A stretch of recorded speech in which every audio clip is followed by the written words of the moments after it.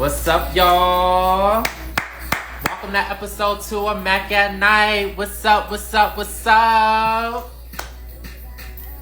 It's the vibes tonight. What's up, what's up, what's up? Oza Jazzo.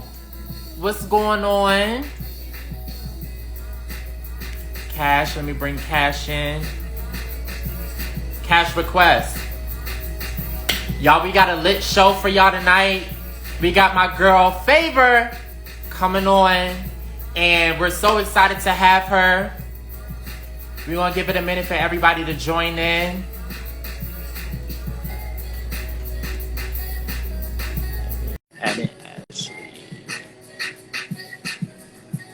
All right. Who's excited to see my girl Fave tonight? Cash. Hey, everybody. What's going on? I'm so excited for tonight's show. Yes. I'm so excited. Hey, Mom. Is it OC if I put a filter on? Because I have a pimple on my forehead. Girl, if you put a filter on, I understand, but you look amazing tonight. The hair is laid. Period. Thank you. Period. And this wig is done by no other than Fave Collection. Period. Yes, our special and this is guest. who we're interviewing today. Fave!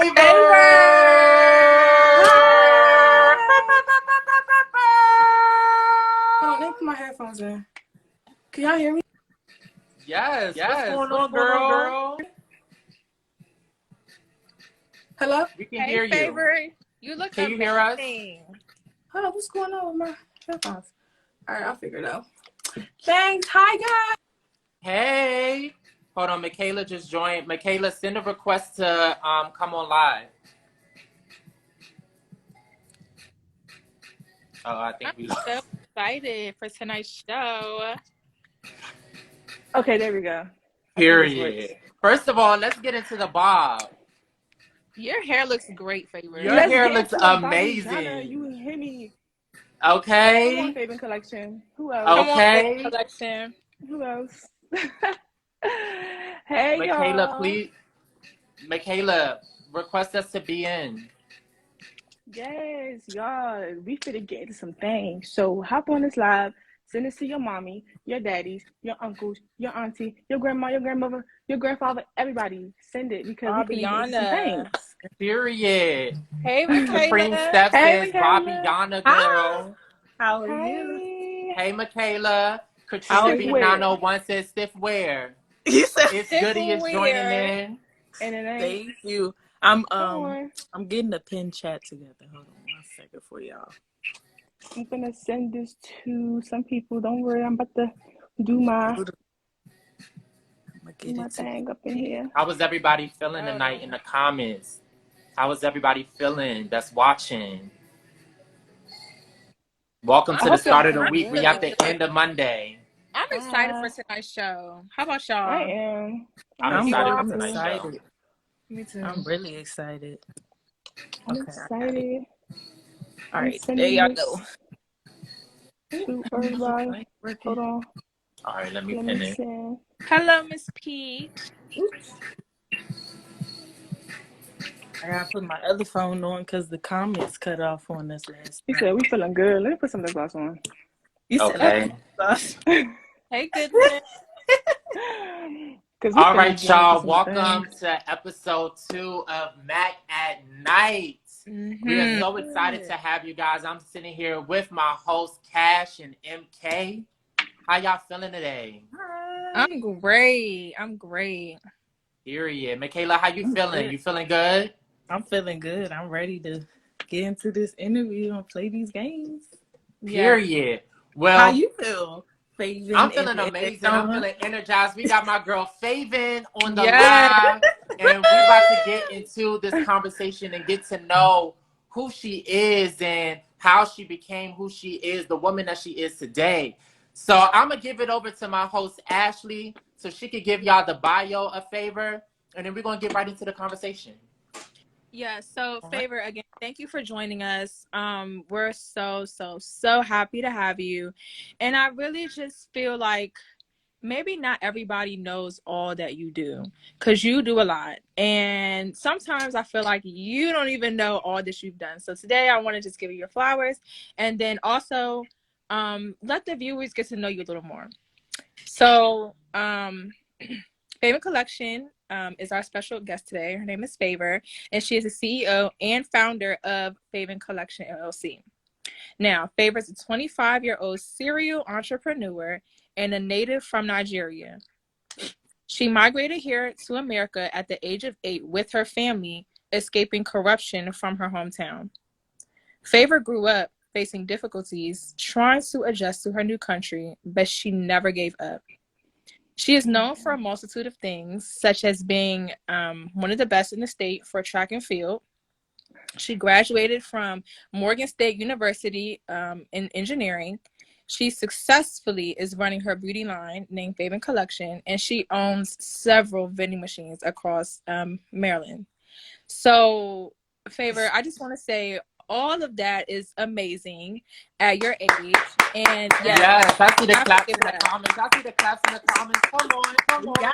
Katrina B901 says Largo, period. I have to take, we have a student athlete in here from Largo, repping student athletes per. And Favor, I have to take my hat off to you because you've done a lot, and you've done it with such grace and poise, and you don't stop. You don't stop, and you know, you just keep going, and you just do it so beautifully. So my first question to you is, you came here at the age of 8, escaping corruption from Nigeria, and I just need to ask you, like, how did that shape you into the woman you are? Like, how did you feel during that time period, being so young and moving into a new country with your family so abruptly? So how did it make you feel, and how did it shape you into the woman you are? First of all, hello everyone. Thank you so much for having me on you guys' Macanite, podcast, y'all little thing. Like, thank y'all for having me. Honestly, when I'm 8 years old, moving from a whole different country, I didn't really think much of it. All I thought was, oh, I'm about to go be with my dad because my dad came here first. So I didn't think of it as like, oh, Favor, you are moving your entire life from one place to one other, and it's gonna be a minute until you go back. So I just took it with a grain of salt. I just like, you know what? I'm following my mom. She said about to go meet my dad, so let's go, let's do it. So I didn't really expect anything at all. Okay. And so once you were here, did you face any difficulties as far as like adjusting to your new hometown? Maybe in school, maybe, peers, neighbors, any of that? Yeah. When I first came to America, the first place where we was at was Palmer Park. I don't know if y'all know what that is. But Okay. We was in Palmer Park, and I didn't know how dangerous it was. So, my school was Matthew Henson Elementary School, and we didn't live far, so like I could easily walk to school. It's not a problem. And me walking to school, and being in school, I didn't think that I had an accent, but I had a thick accent. And people started calling me the African booty scratcher, and I'm like, what is the African booty scratcher? Like, I didn't get it. I didn't know what it was. So I was just like, okay, all right. But I started realizing, like, every time somebody said African booty scratcher, or like ask me questions like, oh, did you live in a hut? Things like that. Everyone started laughing. I'm like, oh, they're actually talking about me, like in a negative way, not even like in a very negative way. I'm like, huts. I'm like, are you okay? Do you know what Africa looks like? Do you even know what Nigeria looks like? You're talking about huts. Like, no, baby, I don't live in no hut. But because I'm in a whole different country, I didn't really know how to maneuver through the people that I was talking to. And I'm looking like, they're calling me African booty scratcher, but they're African too. Like, do they not know they're African? So I was just so confused. And it was rough. I'm not gonna lie. It was very, very rough. It was kind of hard for me to make friends because, like I said, I had a very thick accent. The kind of clothes that I had wasn't really the best clothes. It wasn't looked at as cool to the cool kids or whoever. I was just wearing what I was supposed to wear. But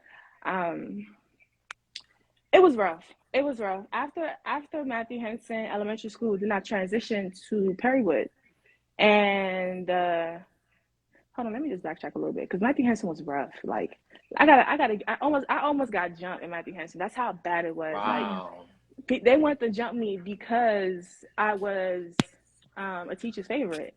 And my teacher liked me because I knew all the answers. Like I love math. I'm really good at math. Like I like to learn. So whatever she was teaching, it was easy. So I was like, oh, I know this.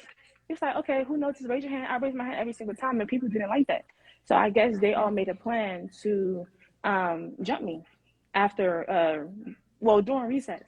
So I'm walking to the playground, and I see a group of people just bunch up. I'm walking past them. They all turn around and look at me.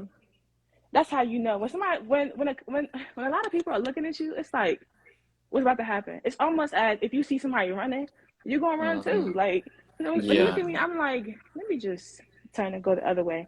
So I turned around and went the other way, and they were like, "Favor, where you going?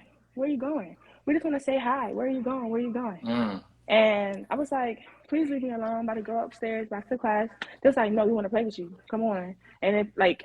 They pulled my jacket, but thank God somebody was there before they could do anything too crazy because like I was in the middle and they like made a whole circle. So somebody pulled my jacket from the back and I'm like, y'all, please leave me alone. They like tried to pull me, but I, when like I kind of like released myself from the jacket and they like threw it away in the woods.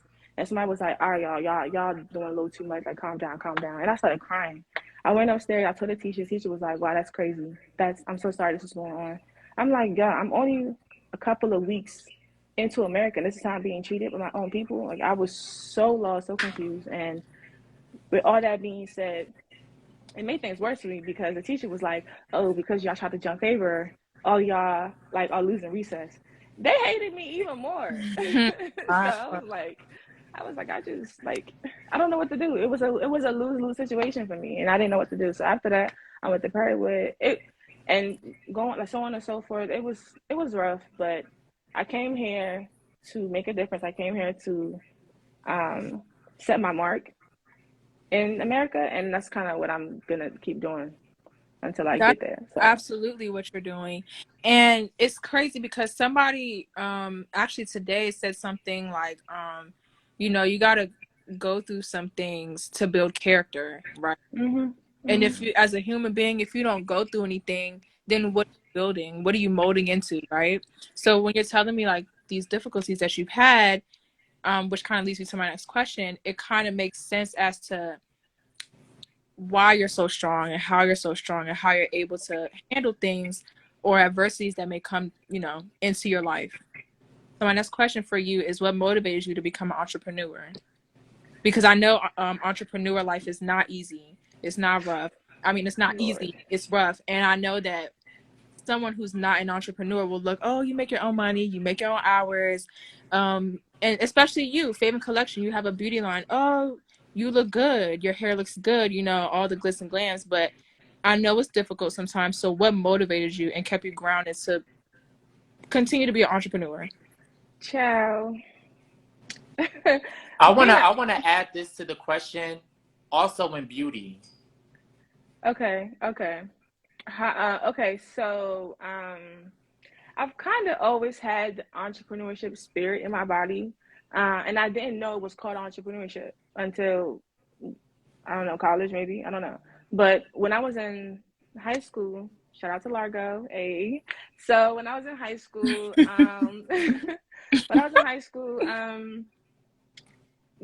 we used to have this Snapple machine in our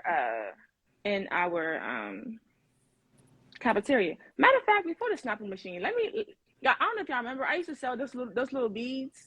Like you make on a I used to Mm-hmm. I used to make different like emojis, different characters, even names, and I used to make beads. Like I used to sell them because like it was cute, and I'm like I like to send my own little I like to just do my own thing and sell it, because sometimes whatever I do, whatever I like, people like it too. So I'm like, I might also make some money off of it. I didn't have a job then, so I was like, I need some money. I can't wait on my parents to give me money, so I need to make my own money somehow, some way. So I started selling pearly beads, and it was cool. And it was cool for a while until I found a different, business to do, and which led me to the Snapple machine. So there was a Snapple machine in the cafeteria, and I always noticed every single time, and y'all can attest to that. Every single time we had lunch, that line used to be long, and it Facts. for the Snapple, like the Snapple machine, it's always sold out every single day, always sold out. And I'm like, yo, that's what's up. I didn't think of it as a business until our principal, Sister Marcus, God rest her soul, principal was like, you know what? We're taking off the machine because you guys keep missing classes. You guys keep skipping periods to go to the cafeteria to get some drinks. We're not doing that. So we're taking it away. And she took it away. So a lot of people were upset. And I was like, oh, dang, there's a demand. Okay, cool. Let me start selling Snapples. And I was like, all right. And I came home and I told my dad. My dad was like, are you sure you want to do that? I said, Dad, trust me. Like, these Snapples be gone every single day. Every single day. So if there's somebody else that can supply that Snapple demand, I'll be the one to do it. So I was like, all right, bet. That's what I'm gonna do. But this time around, instead of selling it for $150, I sold it for $125. Because $150, the Snapple machine was $150. So I was like, all right, I'll sell it for $125, and I'll make my world cold, real icy. So you know what I'm saying? It's gonna be real juicy. So that's what I did, and I started telling my friends to tell their friends, and the word got around. So I was always called the Snapple girl. So every single day I come with a big duffel bag with drinks, and of course my book bag, because I had practice right after school. I had track practice. And every time there was always a line in my locker. And I was like, hold up, what? So for the first couple of weeks, for the first two to 3 weeks, it wasn't a line in my locker. But people knew, like, by the time it was second period, my Snapples was gone. But when people started realizing, like, oh, Shorty is 125 and her Snapples be cold all day, oh, I need to go to her. So there was always a line at my locker. I did it for a whole year and a half until it got too much. Like, the security guard caught me while I was selling Snapple at my locker because the line was too long. She was like, excuse me, what are you doing? I said, oh, shoot. She said, no, it's too late. Come to my office. I was like, dang. So she was like, okay, we'll let you keep your stuff, but don't do it no more. So I had to stop selling Snapples after that. I was scared, I didn't want to get in trouble, go to jail. I know you can't go to jail. But that was a legendary time for you, Fave. I like that they gave you, let you keep your stuff, because like I remember being in high school when some people that were selling would like get their stuff taken away from them, their money, their stuff, all that stuff. So for them to allow you to keep it, whoever that was must have seen something special in you for them to allow you to keep your stuff. Yeah, like so that's what's up. I don't ever really get in trouble anyway. So I'm just like stay in the cut type of girl. I just want to get my money and just keep it pushing anyway. So they just like gave me an extra chance because it's like, oh, we never really see you in the office, so go ahead, you good. That's what's up. I love that. Well, yeah, Michaela, I know you have some questions, so I'll pass the mic to you. I do. So, Favor, I do have questions for you, and I wanted to ask, how did you gain interest in the hair industry, and how did the birth of Fave Collection come about for you? Okay, so I'm in college, and I wish I did this earlier. I wish I did it sooner, but nobody told me. Like, I'm a first generation business owner, so everything that I'm learning on my own, and I'm, talking to people, asking for mentors and things like that. So it's more like trial and error. So I was in college, and I'm like, yo, I want some weed. Let me go get some hair. And I ordered some hair from this lady.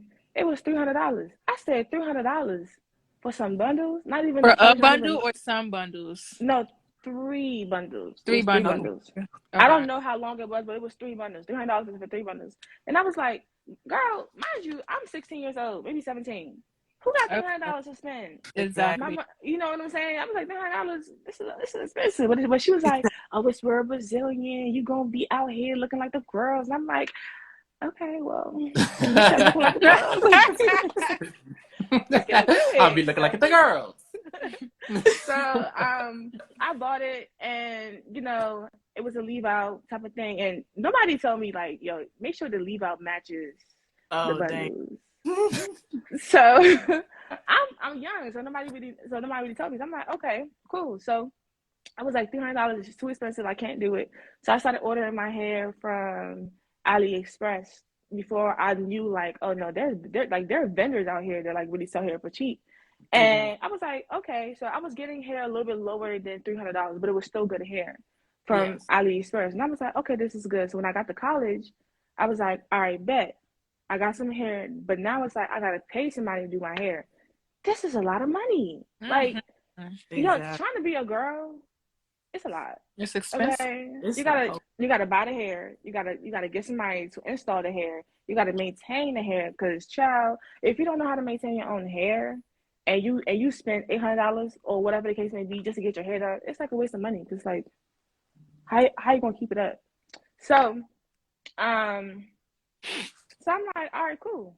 So I got the hair, and I was like, I need to find a different way to do my own hair, but I don't know what to do. And then I saw my sister. It was at that time my sister was getting married, and she used to go to this one hairstylist lady. And let me tell y'all what this lady did to her hair, and she effed her up. So I'm sitting down to one of her appointments, and she's been going to her faithfully for what, 2 years now. So I'm sitting in one of her appointments, and the lady, she did a chemical relaxer on my sister's head, but only in the middle part, not even the whole head. Child, I said, what is this? I was like, excuse me, what are you doing? I didn't know what it was. I didn't know. I'm a baby into this hair game. So I'm like, excuse me, what is it? She was like, oh, it's just to make your sister's hair flat so I can sew this weave. And I said, in my head, I'm like, I'm not an expert, but I know that's not how you do it. I know that's not how you do it. So after then, my sister got her hair done. I put my sister to the side. After, I was like, yo, stop going to her.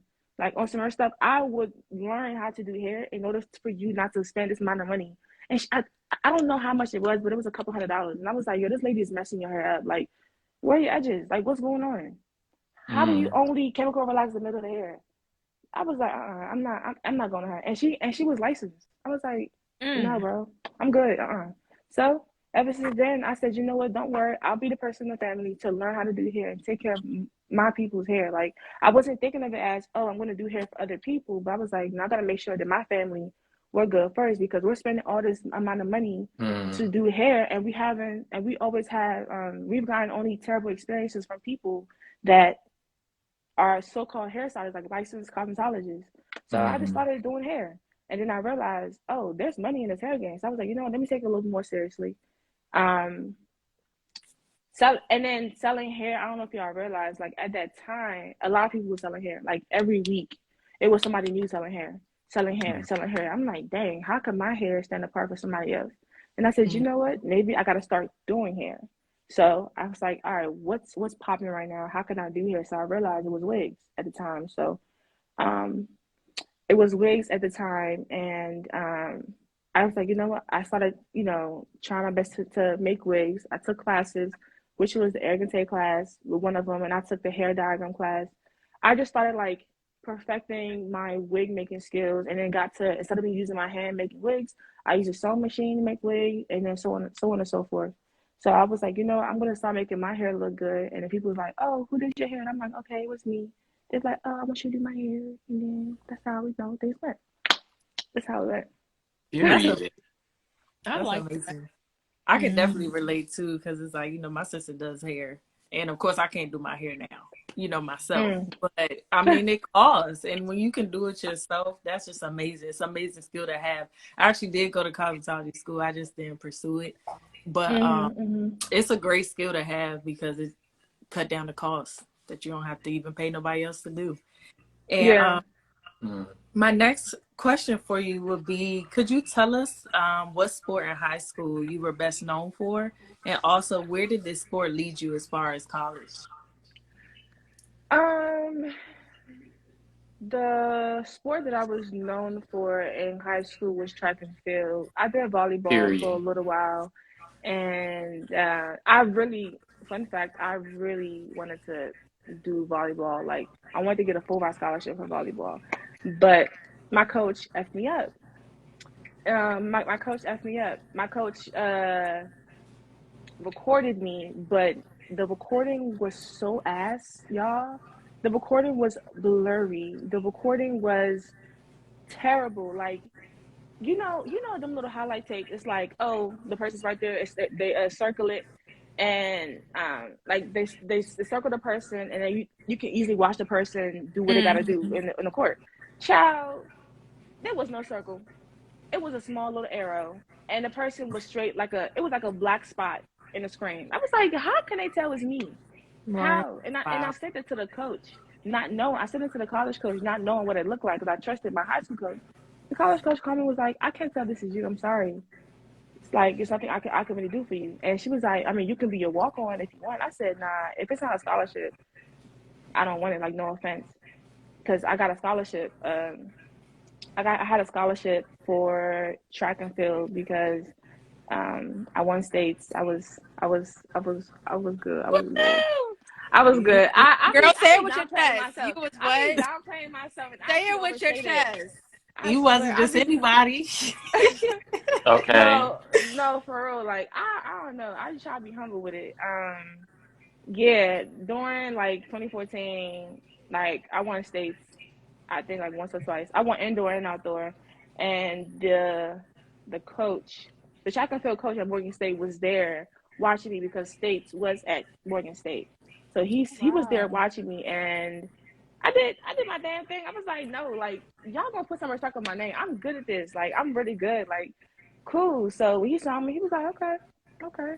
And he was like, congratulations. I'll talk to you later. And when he spoke to me, he was like, yeah, we want to give you a full ride scholarship. And that's just what happened. And I went to school for free until I quit. But DC felt and said, okay, indoor and outdoor per. yes, Exactly. CC. Yes, ma'am. No, It was good. I loved it because I met people like Deshaun. I loved it. Like, I saw a couple people. I met a couple people that I'm still friends with to this day. Track and field was cool. Shout out to all the student athletes, because it's not easy being a student athlete at all. I want to add that I like how you deciphered, like, because you were playing two sports, volleyball and track, and you could have settled with the volleyball coach and said you can be a walk on, but you said no, it's scholarship or no way. So I like how you didn't settle for just like the first thing that came out to you.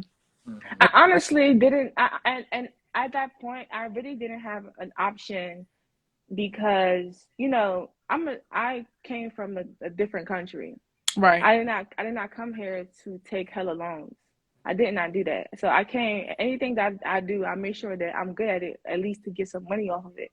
So when she said, yeah, you can be a walk-on, and we can talk about, steps from there. And I'm like, volleyball is what I really want to do because it's a fun sport and I love volleyball, but I have to go where the money is at, which is track and field. And my parents was about to pay for my school. Like, they didn't have it to pay for my school fees. So I was like, yeah, nah, I'm just gonna take this track and field and then try to, go to volleyball practice after that. But my track coach is like, nah, it's either track or nothing. If you're on a track team, you can't go nowhere else. And he was serious. Like, he was serious. You can't go to no other sport. I don't care what it is. During your off season, you can't do nothing. I was like, all right, well, I'm gonna just stick it out there. That is crazy. Because to be honest with you, I can really relate. I used to do the 100, the 200, and the 400, and it's no joke. Yeah. Really, MK? How long you did track? I ran for the county when I was in Waldorf, and I probably did it for like a good year. It was just something to do. Like, summertime, you just run for the county and stuff like that. And I lie to you now, I know what you went through. Like, it's not easy. It's not easy. And I thought I was doing something one day when I ran the 400 for the first time. And then that they 400 was like, is a beast. Yes. And they didn't condition me for it. That's the thing. They just told me to do it. So here I am running, sprinting. Halfway through, energy gone. Everybody flying past me, just flying past me, and I'm like, let me make it. So that's what I was saying. I can definitely relate, and I give you your flowers because, girl, you stuck to it more than I could because Thank it was a you. lot for me. But Yeah. I do have one last question for you. Did you ever continue track and field after college, and do you miss it? Oof. Oof. Not gonna hold you. Well, to be perfectly honest, I left the track team my junior year Mm-hmm. in college. My coach started blackmailing me with my scholarship money. And I didn't like that. I did not like that. I'm a type of person that if something is wrong, I'm going to say something. I'm not the type of person to keep my mouth shut. I don't know how to. I mean, I know how to, but especially in this situation, like I'm sacrificing my time for the school. I'm not getting paid for this. Well, technically with scholarship money, but in dollars from my pocket, I'm not getting paid for this. And the fact that you're talking to me any type of way, I'm not gonna stand for that. I'm an adult too, so you're gonna respect me. And it wasn't like that. Um, he was Trinidadian, I believe, and the assistant coach was Jamaican. And the lady, oh, she didn't F with me at all. Like after the first year, we had I should have known it was a setup too. Oh, I should have known. After the end of the season, we had a end of the year evaluation. It was the head coach and the assistant coach. All right, cool. And at the time, I didn't know they was messing around. They had a little thing going on, but the school wasn't supposed to know. The school wasn't supposed to know, but I found out later on. So I'm sitting down. They're like, "Oh, congratulations! You know, you did good your freshman year. How do you think? Like, how do you think the organization is? How do you think the team is? Like, how can we improve?" Child, I should have known it was a setup because I was like, I forgot what I said. I basically was like there's some things like everything is cool. She was like, no, be honest. Like you can be very honest. Let me know how you feel.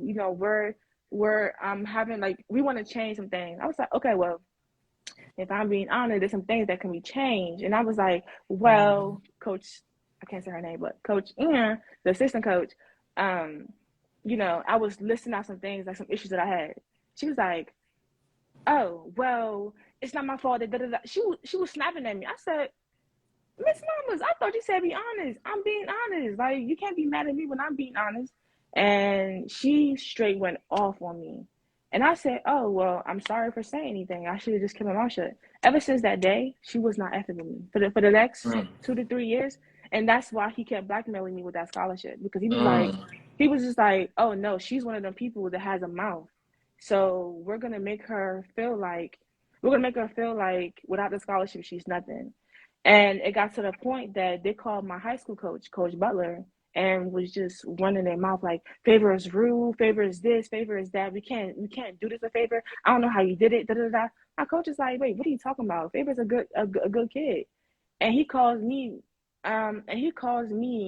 yelling at me. Of course, believing what the coaches said because the coach is calling him. And he calls me right before my track meet in North Carolina. I was supposed to throw right before. And I was crying. I was crying so bad because my high school coach is like my second father. Like he looked out for me. He was the one that actually helped me get the scholarship. So I didn't want to disappoint him. So I was crying. I'm like, bro, I don't know what I did wrong. Like I'm just being myself. I'm not being rude. I'm being very respectful. But I guess because I had something negative to say about the organization, they just wasn't effing with it. Regardless of my approach, they wasn't effing with it. So I just used that, and I was crying. The college coach came in the bus and was like, "Why are you crying? You need to get up and go throw." I'm like, "You're the reason why this is happening." It was a lot of it was a lot of BS that kept happening during my tenure at Morgan State, track and field, but um, I used that situation to fuel my fire. And I killed it that day. I killed it because I basically pretended like, you know what? You think I'm this bad of a person? Oh, I'm about to show you who I really am. And I don't know what score, I don't know what place that I was in, but I did so well. He came up to me, he was like, yeah, I did that on purpose because I knew that was going to help you throw better. I looked at him. I said, "Oh, you lucky I can't put my hands on you because you gonna have to see me." Like for real, it was crazy. And on the ride home, this is the one thing I would never forget that he said. He was like, "You guys are here on a scholarship. Track comes first before education. I don't care who says what. Track comes first." And I said, "Are y'all listening to this man? I came here for my engineering degree, and nobody's gonna stop me from getting my engineering degree. Scholarship or not, that's not gonna happen." And that's when I realized, you know what, Favor, you need an exit plan. You need to find a way to leave. So because obviously this man does not care about your education, so you need to leave. And I left at the time because I crossed a organization, and he was mad that he didn't know I was in the process the whole time. He doesn't want anybody to be, you know how I told you guys before that he doesn't want y'all to do anything. Well, he doesn't want to do anything, no volleyball, no football, no other sport. That also includes organizations. He doesn't want us to do anything. He doesn't want to do anything that might take away our attention and focus from track, because track is everything. Track is before education, before anything. So I crossed, and while I was doing the process, I made it upon myself never to miss a day of practice, never to be late, nothing, because they wanted a reason to kick me out. But because I didn't give them a reason, and I was still doing really well doing meets, they had nothing to say. All they could do was just talk. So the day that I crossed, they put it on social media. He was like, "Are you serious?" So he hit up my line sisters, and my line brother, my line sister was like, he didn't hit me up. He didn't even put me in a group chat. He put them in a group chat and says, "Oh wow, I'm very disappointed that you guys didn't tell me that you guys were crossing. For that, you guys are suspended for 2 weeks." And he didn't text me, so I didn't know this was happening. I was so confused. Then I get a text, and I said, I get a text, and he says, "Yeah, he gave me some BS reason. Well, he basically said, because you didn't tell me that you were in a process, you've been suspended for the rest of the season." I said, "What?" And that was my indoor season, which is my favorite season. But my other peers got 2 weeks. I got a whole season. The whole season was a month and a half. I was like, "Yo, this is messed up. That's so messed up." I didn't know what to do. So I hit up my peers. I was like, "Did you guys get this message?" He said, "No, I didn't get this message. Why are you being targeted?" I said, "They've been finding a reason to come at me this whole time. I don't know what else to do." I was so frustrated. I was stressed and depressed for so long because I was trying to figure out a way to pay for school, and that was my only way of paying for school. But I had to leave. So I said, "You know what? All right, cool. I'm gonna just accept it." And I went to the engineering department, spoke to some teachers, and some advisors, let them know like, "Hey, this is a situation that I'm in right now. I'm trying to get funding for school." And this one lady, God bless her soul, she was like, "You know what? Don't worry. How much do you need?" I told her how much I need. She said, "All right, don't worry. We'll give you a scholarship for the next 2 years," which was what I needed. Which is what I needed. And I was like, "Okay, great." When I got that and I signed it, girl, ask if you see some of my track sisters, ask them how I left. Oh, I left dropping the mic and everything. I went off. I didn't disrespect them by cussing them out. I didn't do that. I just was like, I texted the coach. I know I'm rapping, but this is like what really like shake me and mold me. But like, I texted the coach, both of them, and and I was basically like, "Hey, can we please talk about what this is?" I gave them a chance. I said, "Hey, can you please talk about this?" No response. Ignored me. I said, "Hello, can we please, talk about this? Can I meet you guys in your office?" No response. Ignore. I said, "Oh, okay, bet." So I sent an email to the head coach, to the assistant coach, to the athletic director, and one more person. Y'all gonna be messed up. I put them all in the chat, and I said, "Hello, good evening. I tried to contact you guys via text, but I have received no response." And I went in, and I was like, I wanted to talk to you guys a little bit further about your decision about me not making, me missing my whole indoor season, but my parents only received a 2-week suspension. But you guys have been purposely ignoring me, and I just wanted to know why. because the athletic director was CC'd in that email, he responded. What did he say? Oh, we apologize for something. He said, we apologize, giving me the whole surface level conversation. Oh, we apologize for something. Have a great day. And that was it. So then I responded. I said, you know what? I said, thank you so much for giving the opportunity to represent Morgan State Track and Field for the last 2 to 3 years. But unfortunately, I don't want to continue my like the rest of Involvement. my exactly. I don't want to be involved anymore. I'm okay. They said, okay, okay, okay, okay, good luck or something like that. I don't know. I forgot what it was. Matter of fact, my bad. Matter of fact, I sent that letter of resignation through WhatsApp, and the entire track and field team, and that's how everyone knew at the same time that I was leaving. Because if I don't say at the same time, they'll make up a story. So I put it in the chat, and I said, "Good morning, Coach this and Coach that. I no longer am interested in being a part of the team anymore. You guys need to learn how to you guys need to learn how to treat your athletes better, because a lot of us are not happy. But I will speak for everyone. Y'all need to do better, or people are gonna leave." And then that was it. Then the lady coach said, "Oh, Favor, it's not our fault. You suck." She was like, "No, it was bad." She was like, "Oh, it's not our fault that you suck. You got next time, do better in the team." And I said, "It's not my fault that you're a real coach, because you haven't been doing very well as to coaching anybody."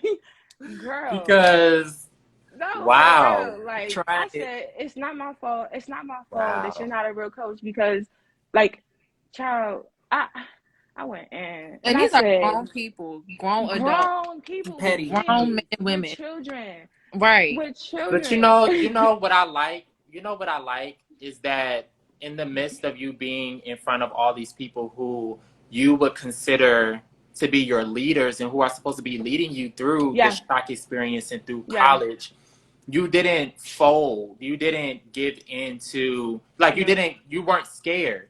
It's like, you know what? I've had enough. I'm going to speak my mind and I'm going to leave gracefully. And for that, I admire that, And you were because very a lot of college students may not have had the same type of confidence that you had to speak up about it, because I'm sure other athletes that were in the program were having maybe yeah, some of the same thoughts as you. they But were, it they takes a were, certain level of confidence to be like, you know what, I stand for something and I'm not going to stand for this.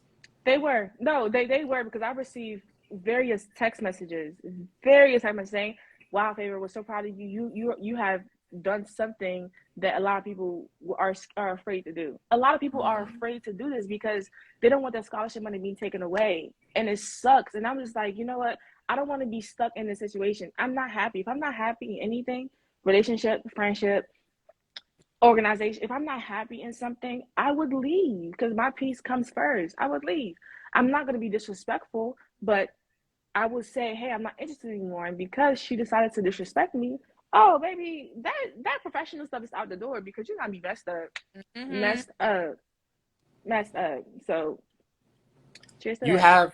have such a boldness about you, and from what I'm hearing, like in your story, you've never been afraid to just show up. You know what I'm saying? Like, you showed up when you came here, when when you were in the classroom and people were bullying you just for you having a certain light that atmosphere was not used to. You know Yeah, what I'm saying? And you were different. You didn't allow that to make you fold. You know what I'm yeah, saying? And then you go over to college, you see a demand, you show up for it. same You thing. know what I'm saying? Good point. And you continue to keep learning. You could have folded when, you got in trouble and never thought to do a business again. You know what I'm saying? But instead of you doing that, you showed up. And in this instance with college, you showed up. So I want to know, how did you show up for the rest for yourself, for the rest of your college experience with being an engineer? Now you're focused more on the engineer side of school. It was tough. Very, very tough showing up is embedded in me. It really is embedded in me because back in Nigeria, I had to walk to school. There was no such thing as a school bus, and I had to still make it to school on time. Even if it was raining, I still had to make it to school. And in our rain, we have leeches in our rain. We have leeches in our uh like puddles. And it's not like a typical rain. It's dirty rain. It's like muddy rain. It's crazy. So we had to run. Like there's no such thing as a school bus. So I have been conditioned for life in general. I didn't know I didn't know. I didn't know because I felt like, you know what, this is what I was raised in. This is normal. So me coming to America, no pun intended, but me coming to America, me coming to America, I'm like, oh, this is sweet. What? This is sweet. Because when I first came in, I saw snow for the first time in my life. And I said, oh my gosh, what is this? And they said, it's snow. I said, snow? You guys get snow here? And then I saw that y'all light never turn off. And I told my sister, my little sister, I tapped her. I was like, oh my gosh, the light hasn't, like, we were staying down in our house. And I tapped her. I was like, hey, I don't know if you noticed, but the light hasn't turned off yet. She was like, yeah, I know, I noticed. Because in Nigeria, we lose our light a lot. And it's called NEPA. We lose our light. Every time the light cut off, you can hear the whole street, oh. When the light come on, you hear, yay! So, like, I'm used to hearing those things. I'm used to seeing those things. So, I'm not saying life in America is easy. Life in America is hard. But I've been through worse. I've been through harder things. So I'm like, you know what? If I can handle that, I will do whatever it takes to handle this. It's not easy at all. So I continue to show up because no one else will show up for myself. I continue to show up because I have no other choice. I continue to show up because who wants to work for somebody for the rest of their life? I don't. I want to work for myself eventually, and by God's grace, I would definitely get there. I continue to show up for myself because this is the only way. This is the only way. I don't want to work for anybody. I want to work for myself. And whatever it takes, I will do it. Whoever I need to cut off, I will do. Whoever I need to talk to in order to learn how to get to the level I want to get to, I will do it. Whoever I need to hang around and be around. Because I forgot who said that. It was a coach in college. He said, you should never be the smartest person in the room. You should never be the smartest person in the room. And I was like, what you mean, man? What you mean don't be the smartest person in the room? And I realized that's like, how will you learn? How will you grow if you're the smartest person in the room? So for you to show up, you have to expose yourself to new experiences, to new surroundings. You have to be uncomfortable. And when you're uncomfortable, that's how you grow. So I have to continue to show up for myself because no one else will. No one else will. So, yeah. Period.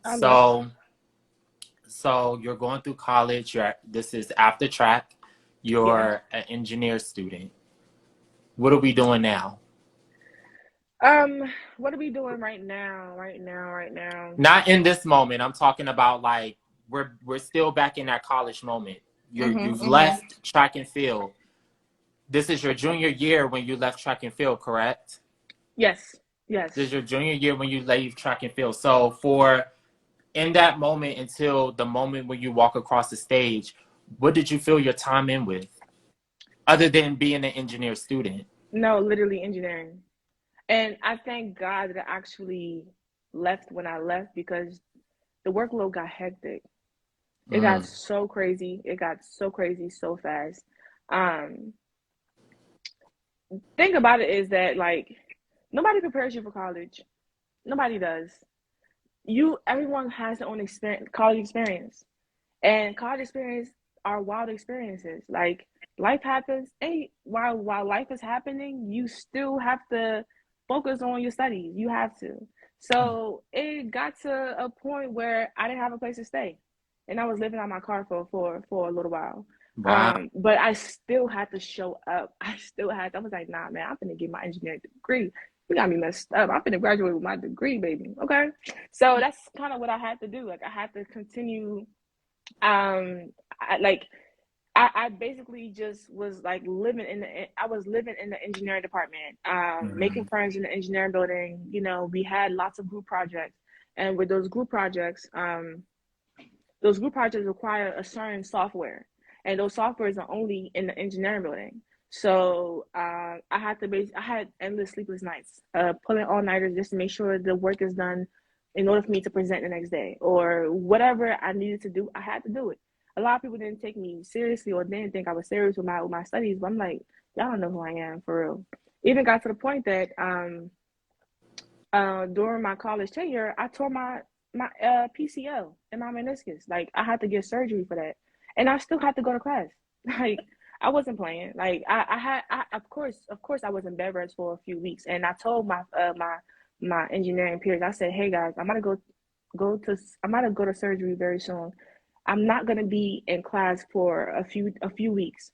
Can y'all please write some notes and come to my room in Morgan View every single day, so that I can learn what y'all just learned, so that it can be fresh on my mind. I wanted to do my best to stay on top of everything. People didn't take me seriously, and I kept calling, hey, don't forget, I need you to come to my room at this time on this day so I can learn something new. They're like, all right, cool. They started noticing, like, oh no, Favor's serious. Okay, let's take her seriously. The one thing I learned about life throughout this whole thing is people will only take you seriously when you take yourself seriously. If you don't take yourself seriously, forget about it. That's so true. So I took myself seriously, and I said, no, I'm serious about learning this topic or learning whatever we're learning, because I don't want to come back 2 weeks and be so far behind, and then I'll have to not graduate with everyone else and graduate the following year. I was like, no, I'm not doing that. So because some of those classes will only be available once a year. So if you fail that class that year, you have to wait another year. It's not like the next semester, a whole other year. So it got to the point that people would just stop showing up in my room, stop coming with the answer. I mean, not answers. Stop coming to teach me things. I said, you know what? Free it. I'll do it myself.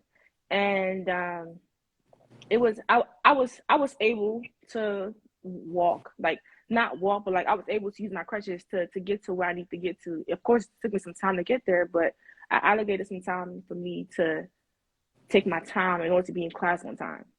So I drove, and the surgery was on my left knee, and I needed I drive with my right legs. I didn't really need my left knee to drive. You know what I mean? So I drove to school every day, had my crutches. People was like, "Oh, do you need help?" Of course I need help. Thank you. I was like, yes, I need help. People were so adamant to help me because like they saw like, oh, Favor is like serious. Like she actually showed up to school. Like she's not playing no games. And I just use that as like, you know what? Like, I'm not a typical human being that would just quit and give up. I don't know how to quit and give up. The only thing I've ever quit in my life is track and field, and y'all know why. That's the only thing I've ever quit in my entire life. I don't know how to quit or give up. I will do what it takes for me to get to where I need to get to it. I have a vision in mind, and I'm going to basically get there. So I just was showing up for myself and showing up until I couldn't show up anymore, which is never. So I just continued to just keep going. Engineering kind of consumed my mind and everything until I graduated. Period. And so now you're owning vending machines, you're doing hair, you got your hair business. Tell us more about that.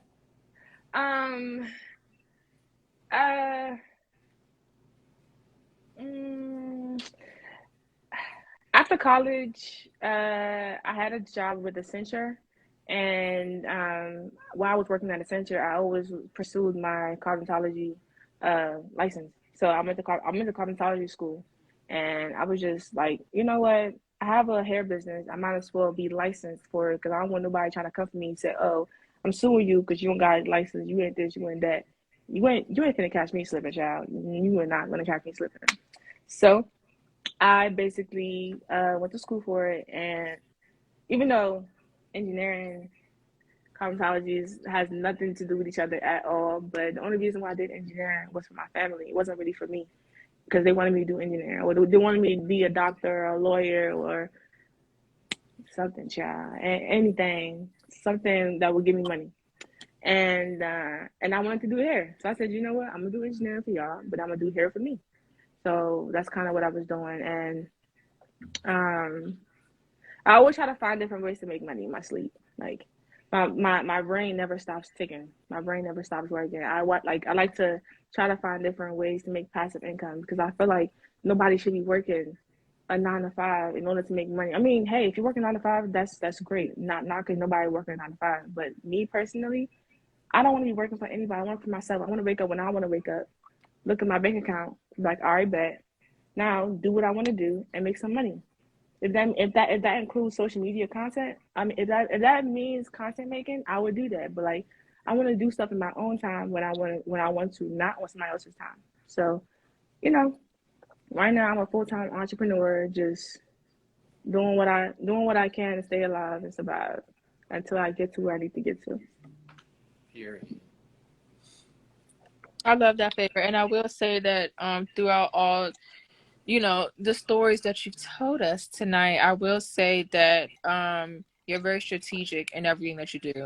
And not only do you look for opportunities, you kind of seize them and you take advantage of them in a good way and you make it work for you. So I admire that about you a lot because, I mean, for instance, high school, we all saw that the vending machine got taken away, but it takes a special person to think the next step. Okay, well, let me take over that business. Or to see your sister getting her hair done and it gets messed up. Okay, well, let me take over that business. So you seize every opportunity. And that's what I really admire about you. Thank you. Because I sometimes forget I've done things in the past. I'm just so focused on what I could do tomorrow. So hearing the bio, I'm like, oh yeah, I did do those things. I And did. So it's good. I want you to pop your collar a little bit. You Because I need know to. you were saying earlier you want to keep it humble and things like that. And while you know what I'm saying, you already possess the characteristic of humility. You know what I'm saying? But there's nothing wrong with giving your like I did that. I did that. And I want you to continue to hold your head up high and know, you know what, this was my story and I have accomplished these things. And in moments where, well, in your story, you've always had moments where you've had to show up and pop your collar. You know what I'm saying? So I want you to continue to pop your collar because that is what is making you so successful today because you believe in yourself and you're showing up.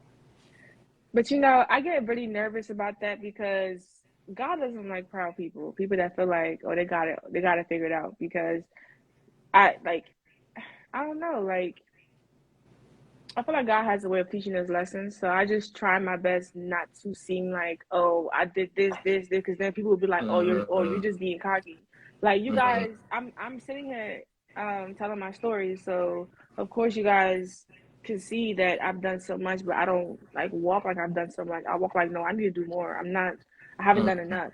So somebody that doesn't know me, somebody that see me on the outside, somebody that sees me that, a stranger might look at me as, she's cocky. She need to be humble without really knowing my story, like where I came from. I'm not from America. I'm from Nigeria. Like I've been through so much to even be where I am right now. I've done so much just to even say that I've done so much. And sometimes I want to talk my shit, but Yeah. I sometimes feel like, damn, if I start talking my shit, people might be like, oh, you need to humble yourself. You need to calm down, stuff like that. You know what I'm saying? So Yeah. at the same time, people always gonna say what they want to say, regardless. But I don't know. I just feel like right now, I don't have a reason to pop my collar, as you can say. But I know I will eventually. I know I will, because a lot of people don't know about the vending machine stuff. If you guys didn't say it now, I don't talk about it.